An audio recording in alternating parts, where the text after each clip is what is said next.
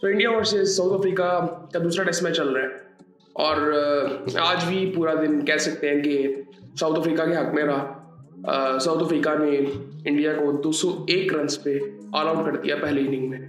Follow on वो दे सकते थे लेकिन उन्होंने नहीं दिया, जो कि आई थिंक अच्छा फैसला था। खैर देखते हैं आज हुआ क्या है। कल इंडिया बैटिंग के लिए आ गया था, 9 रन्स बना लिए थे इंडिया ने।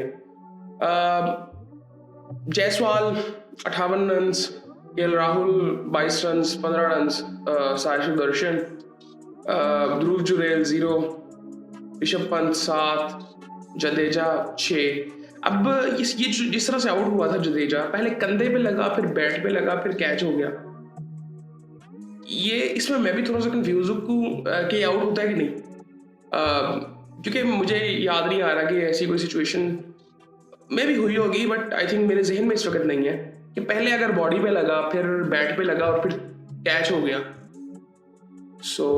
ये तो हमने देखा है कि पहले बैट पे लगे, फिर बॉडी पे लगे, फिर कैच हो जाए, वो तो आउट होता है। अब इसका मुझे कंफर्म नहीं है, लेकिन यहाँ पे एक चीज नोट करें आप, और अगर आपने राइजिंग स्टार्स का एशिया कप फॉलो की है, उसमें भी देखें कुछ ऐसी चीजें हुई जिसने इंडियंस को तंग किया, जो कि डोमिनेंस इंडियंस की नजर आती है गेम के अलावा भी।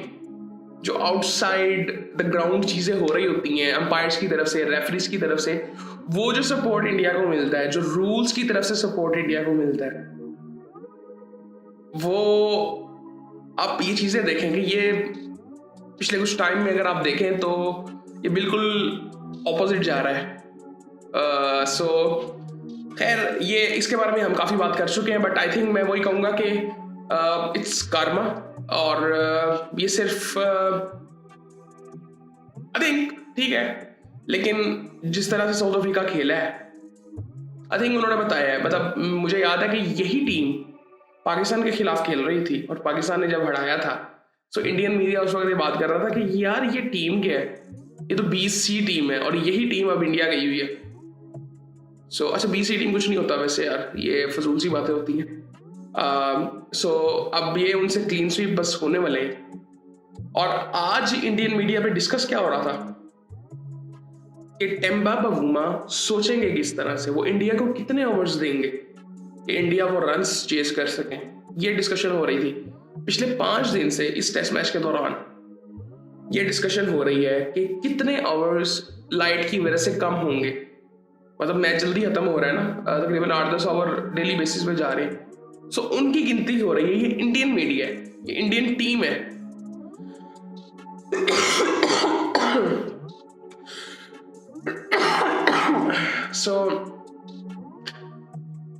और उसके क्या कहते हैं, इंडिया के कोच के बारे में भी काफी बात हो रही है, गौतम गंभीर के बारे में, और एटलीस्ट बात हो रही है। ये मैं पहले भी बात कर चुका हूं। बड़ा अजीब है यार, ये गौतम गंभीर बहुत अजीब है। आई थिंक कई दफा तो अजीब से फैसले होते हैं। अभी एक स्टेटमेंट आया था, पता नहीं अब वो ऑफिशियल था कि नहीं था, जिसमें सिंपली ये था कि यार खेलना मैंने खुद थोड़ी है, खिलाड़ियों ने खेलना है। ठीक है, बट आपने भी तो रिस्पॉन्सिबिलिटी उठाई है ना किसी चीज की, इसीलिए तो आप कोच हैं। और मेरे ख्याल से वो शायद अनऑफिशियली हो, लेकिन इसका माइंडसेट ऐसा ही है।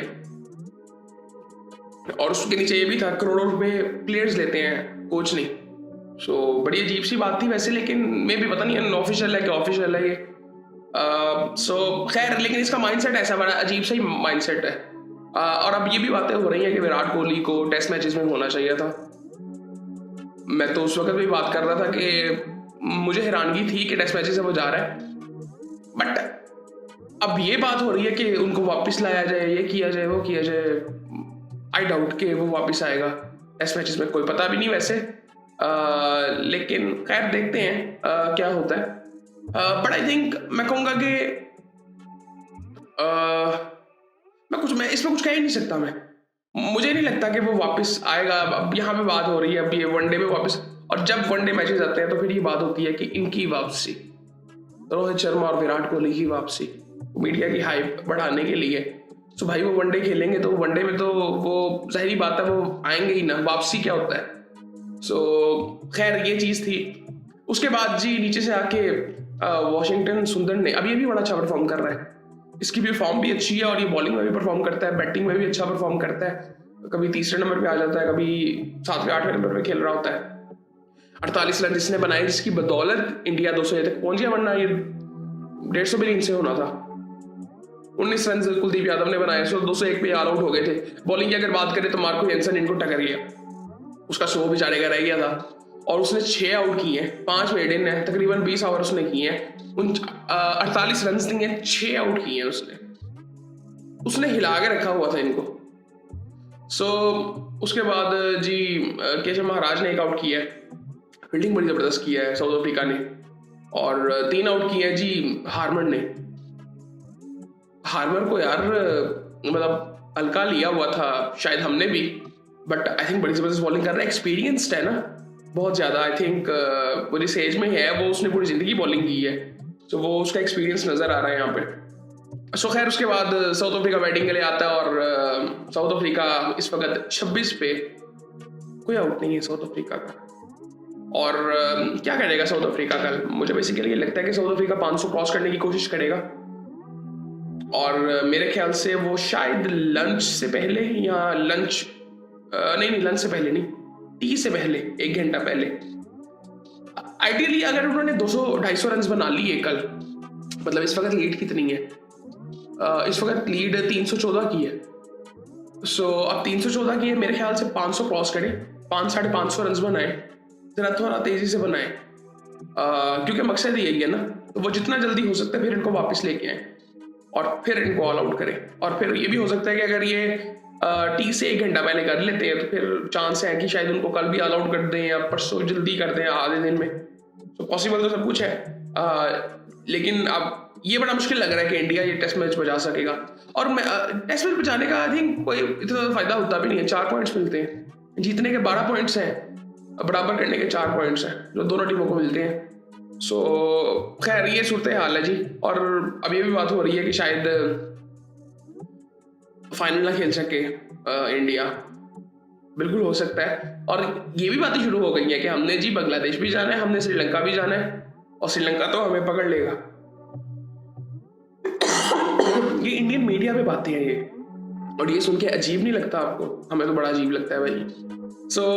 खैर ये सूरत हाल है जी। और बाकी आई थिंक वो चीज़ें दोबारा ना ज़रा रिकॉल करते रहा करें कि पहले क्या बातें होती थी कि इंडिया कहता था जी हम तो इधर हैं, फिर 1 2 3 4 5 यहाँ से बाकी टीमें शुरू करें। 1 2 3 4 पे आई थिंक इंडिया है, 5 पे भी कहते थे हम हैं जी, आगे से बाकी टीमें शुरू करें। वो आपने आईपीएल का टैलेंट भी देख लिया, आईपीएल का ग्रूम्ड टैलेंट, जिन्होंने पैसा भी देख लिया है, जिन्होंने हर तरह की चीज देख ली है उन्होंने वहां पे, फिर वो खेलने आए।